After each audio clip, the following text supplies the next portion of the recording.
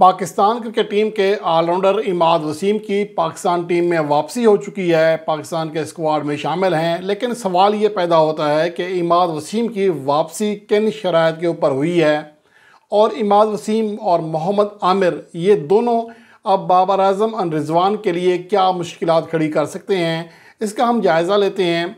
सबसे अहम बात यह है कि इमाद वसीम जो कि PSL 2024 के आखिरी हिस्से में शानदार परफॉर्मेंस देने में कामयाब रहे थे, वो पाकिस्तान के तरबियती कैंप में शामिल हैं और आइन मुमकिन है कि वो, बल्कि यकीनी है कि वो न्यूजीलैंड के ख़िलाफ़ होम सीरीज़ भी खेलेंगे और T20 वर्ल्ड कप 2024 तक शायद वो हर मैच का हिस्सा भी हों।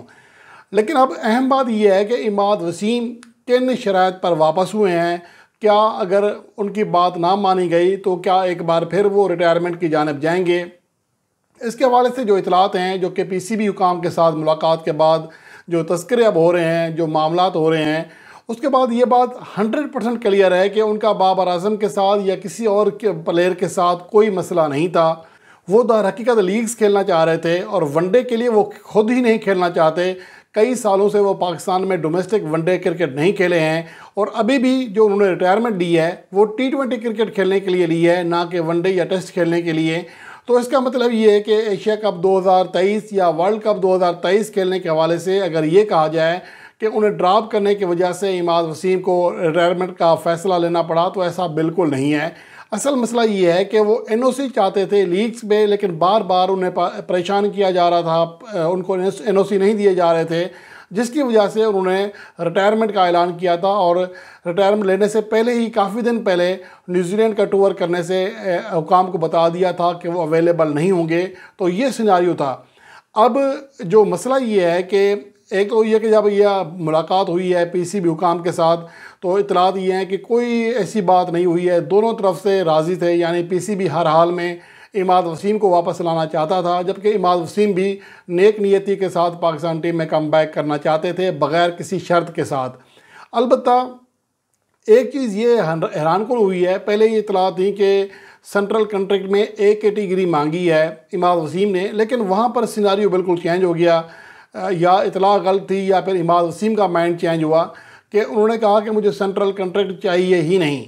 और सेंट्रल कॉन्ट्रैक्ट ना लेने की वजह यह है कि वो PCB के मातहत नहीं रहेंगे, PCB से तनख्वाह नहीं ले रहे होंगे, वो सिर्फ मैच फ़ीस ले रहे होंगे और आज़ाद होंगे। जब चाहे T20 लीग्स खेल सकते हैं, जितनी ज़्यादा लीग्स खेलना चाहें खेल सकते हैं। शायद इसी वजह से उन्होंने ये बात रखी है, सेंट्रल कॉन्ट्रैक्ट नहीं लिया।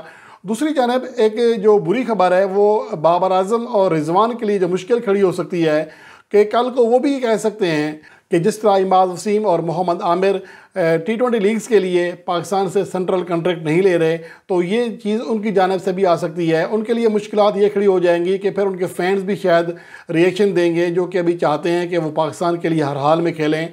तो आइन मुमकिन है, लेकिन इम्कान तो बहुत कम है कि बाबर आजम या रिजवान ऐसा कहेंगे। वो टीम के साथ लॉयल हैं और हर मैच खेलते हैं, हर फॉर्मेट का खेलते हैं। इमाद वसीम को तो सिर्फ T20 फॉर्मेट खिलाया जा रहा था और वो भी महदूद मौके दिए जा रहे थे, जिसकी वजह से उनके पास दूसरा ऑप्शन नहीं था। लेकिन बाबर आजम और रिजवान के साथ ऐसा नहीं है।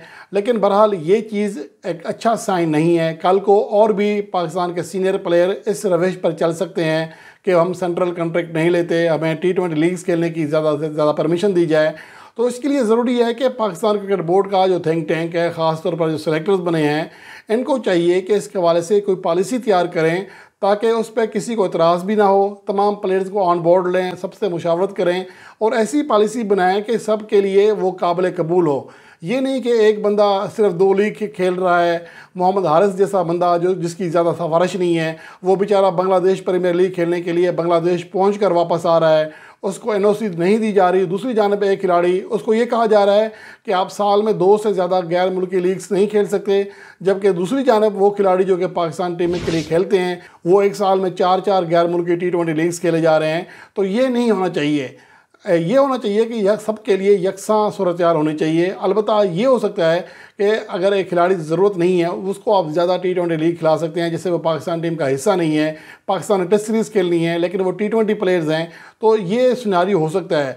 लेकिन ये नहीं हो सकता कि आप एक के लिए अलग कानून बनाएं, दूसरे के लिए अलग कानून बनाएं। तो ये चीज़ें पाकिस्तान क्रिकेट के लिए बहरहाल नुकसानदेह हो सकती हैं।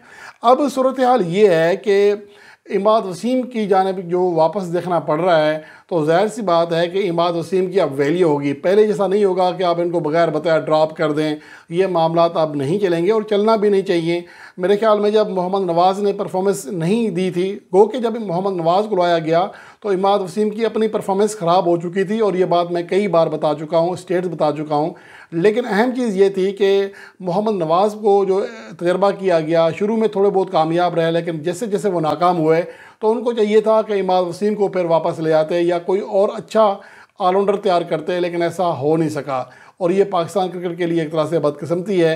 लेकिन बहरहाल ये कि इमाद वसीम ऐसी शराइत पर वापस आए हैं कि उनका पाकिस्तान क्रिकेट बोर्ड के साथ आने वाले दिनों में इंशाल्लाह कोई क्लैश होने का चांस नहीं है।